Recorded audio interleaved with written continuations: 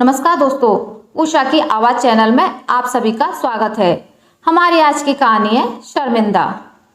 रिद्धिमा की सगाई हो जाने के बाद उसकी माँ हेमा जी उसे रोज कोई ना कोई टिप्स जरूर देती थी। एक दिन वो बेटी को समझा रही थी कि सास को अपने पास 2 दिन से अधिक बिल्कुल भी टिकने नहीं देना, वरना तभी उसके पिता अशोक बाबू बोले, रिद्धिमा की माँ, ये बेटी को कैसा पाठ पढ़ा रही हो? कुछ ऐसी शिक्षा दो कि उसे ससुराल में शर्मिंदा ना होना पड़े। हाँ हाँ, वही तो बता रही थी, कहते हुए वे जरा झेंप गई। निश्चित तिथि पर रिद्धिमा का विवाह निकुंज से हो गया, जो एक सॉफ्टवेयर इंजीनियर था और बेंगलुरु शहर में रहता था। 15 दिन ससुराल में रहने के बाद वो पति संग बेंगलुरु चली गई। सप्ताह 10 दिन में उसने अपना घर भी सेट कर लिया। फिर सास ससुर को बुलाया। बहू की व्यवहार कुशलता देखकर दोनों बहुत खुश हुए। कुछ दिन रहकर वे बेटे बहू को आशीर्वाद देकर वापस आ गए। जब रिद्धिमा प्रेग्नेंट हुई तब उसकी सास ने पूछा, बेटा कोई तकलीफ हो तो बताओ, मैं आ जाऊंगी। तब वह बोली, नहीं मम्मी जी, यहाँ सब सुविधा है, आप डिलीवरी के समय थोड़ा पहले आ जाएंगी तो। हाँ हाँ, आ जाऊंगी, तुम किसी प्रकार की चिंता मत करना, बस खुश रहना। सास के ऐसे आशीर्वचनों को सुनते हुए उसके 8 महीने बीत गए। फिर 9वें महीने में सास ससुर आ गए तो उन्होंने उसे पलंग पर बिठा दिया। रिद्धिमा ने एक बच्ची को जन्म दिया। इस शुभ अवसर पर हेमा जी पति संग बेटी के पास पहुंची। नातिन को देख और समधिन को बधाई दी। छठी का फंक्शन हो गया। तब हेमा जी वापस जाने को तैयार होने लगी। दोपहर को नातिन को मालिश करते हुए बेटी से कहने लगी, देख, बेंगलुरु शहर बहुत महंगा है, हमारे जाने के बाद तू अपने सास ससुर को भी विदा कर देना।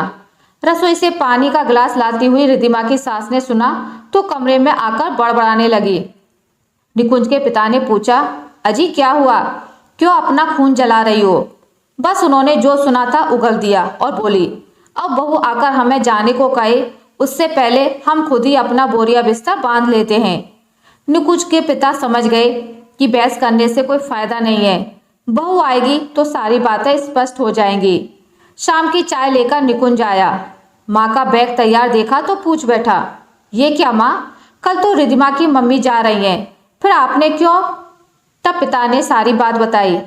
पिता की बात सुनकर वह हा हा करके हंसने लगा और बोला, माँ आप भी ना रिद्धिमा को समझ नहीं पाई।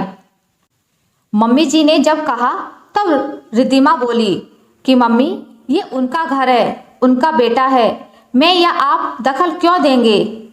हे भगवान, मैंने ना जाने क्या क्या सोच लिया। रिद्धिमा की सास अपनी सोच पर शर्मिंदा थी। रात में खाने की टेबल पर हेमा जी अपनी समधन से और रिद्धिमा की सास अपनी बहू से नजरें नहीं मिला पा रही थी। दोनों ही पानी पानी हो रही थी। तब निकुंज हंसते हुए बोला, रिद्धिमा, तुम्हारे हाथ के पराठे का जवाब नहीं। मेरी ही तो बेटी है ना, तपाक से हेमा जी बोली। तो रिद्धिमा की सास तनक कर बोली, बहू तो मेरी ही है ना। कहते हुए उन्होंने रिद्धिमा को पराठे का एक कौर खिला दिया। फिर तो घर की तीनों महिलाएं हंस पड़ी और पुरुष एक दूसरे को देखकर मंद मंद मुस्कुराने लगे। आशा करती हूँ आपको मेरी आज की कहानी अच्छी लगी होगी। अगर आपको मेरी कहानी अच्छी लगी है तो इसे लाइक करें, ज़्यादा से ज़्यादा शेयर करें और अगर आप मेरे चैनल पर नए हैं तो इसे सब्सक्राइब करना ना भूलें। मिलते हैं एक नई कहानी के साथ, तब तक के लिए नमस्कार।